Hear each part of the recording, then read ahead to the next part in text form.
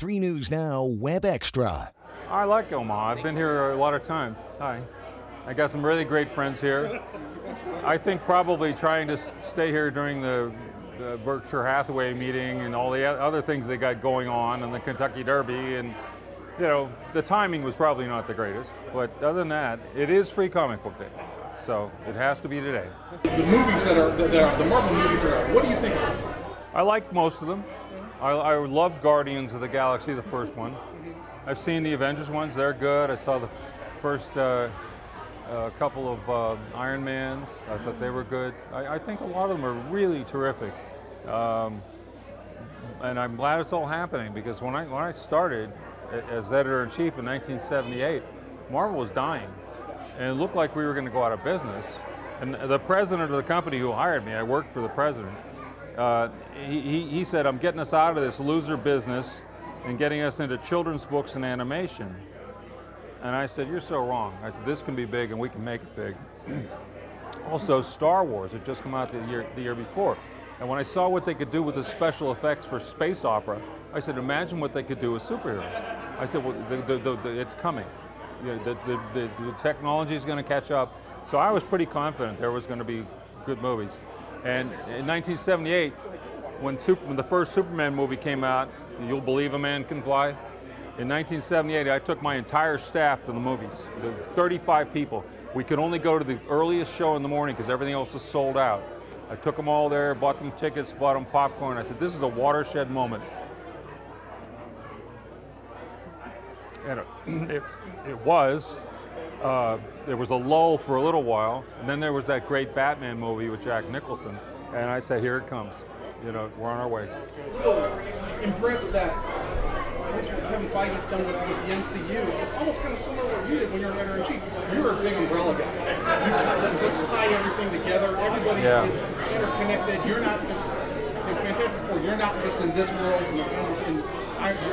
Everyone is kind of interconnected, and that's kind of how they kind of. I guess the big difference is, and this is something Stan and I used to talk about, is that I was trying to create one universe, and Kevin, look, you can't argue with success. The guy's doing great, right? But he's doing like multiple worlds and multiple. There's movies with 3 different Spider-Man and characters in them, and I think he's in danger of getting it to be too complicated. And Stan and I, when we saw what DC was doing with Earth 1, Earth 2, Earth 12, Earth, all that stuff like that, we were laughing at it. Because we thought they're falling right down the rabbit hole here, and I just hope he avoids that. I hope he manages to keep it under control, keep it organized, because it does get a little complicated sometimes. I actually suggested that to them when Jeanette Kahn came in as publisher. She said, well, you're supposed to be the comics guru. Tell me what I should do. And I said, nuke it to the ground. I said, announce you're going to end the DC universe in January and march toward it. It ends in June. I said, I'm telling you how to sell a whole lot of books here, right? And then in July you start with number ones, but only the best characters. And you slowly build out from there. And they all live in the same world. And it's not Star City and Central City. They're all in the same world. They interact. There's continuity, and you don't do the dumb stuff. I mean, you do the same characters. You just don't do all the mistakes that were done, in the past. And she said, "Oh, well, that's a really good idea." And Jerry Conway suggested something like that to her as well. But they didn't do it until we did Secret Wars, and they needed a big event. They did the first Crisis. The trouble was they didn't really do it all the way, and a lot of writers said, "Well, I'm exempt from that. I'm not doing it." And so you still had multiple continuities going on and much confusion. So they had to do it again, and they've done it how many times now?